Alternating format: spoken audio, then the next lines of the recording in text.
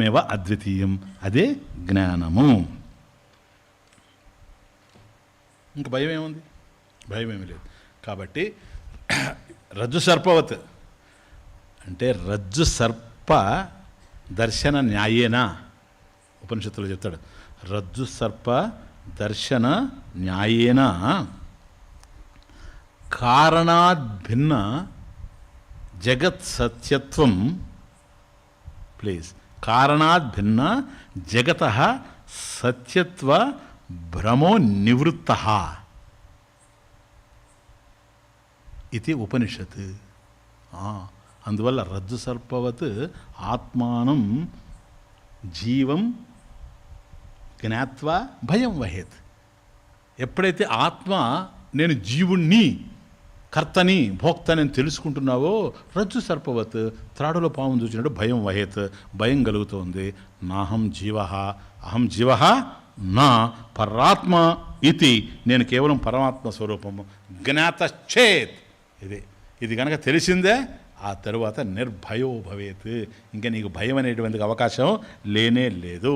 కనుక ఇదిగో రజ్జు సర్పవత్ కదా, రజ్జు సర్ప న్యాయేన, అది రజ్జు సర్ప దర్శన న్యాయేన, రజ్జువులో సర్పాన్ని చూడడం అనేది రజ్జు సర్ప దర్శన న్యాయేన కారణాద్భిన్న జగత సత్యత్వ భ్రమ నివృత్త, భ్రమో నివృత్త ఇది ఉపనిషత్.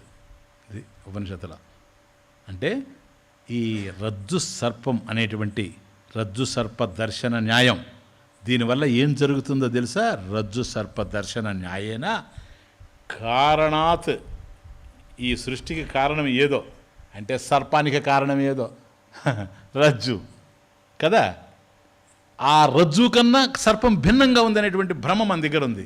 కనుక కారణాత్ భిన్న, పరమేశ్వరుడు అనేటువంటి కారణం అంతా ఆయన నిండి నిబిడీకృతమై ఉండేది, ఆయనకన్నా భిన్నంగా జగత్ సత్యత్వ భ్రమ, ఆయనకన్నా వేరుగా ప్రపంచం ఒకటి ఉంది అనేటువంటి భ్రాంతి ఏదైతే ఉందో నివృత్త ఇది ఉపనిషత్.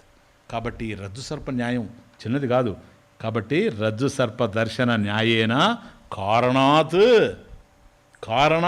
భిన్న జగత సత్యత్వ భ్రమ నివృత్త.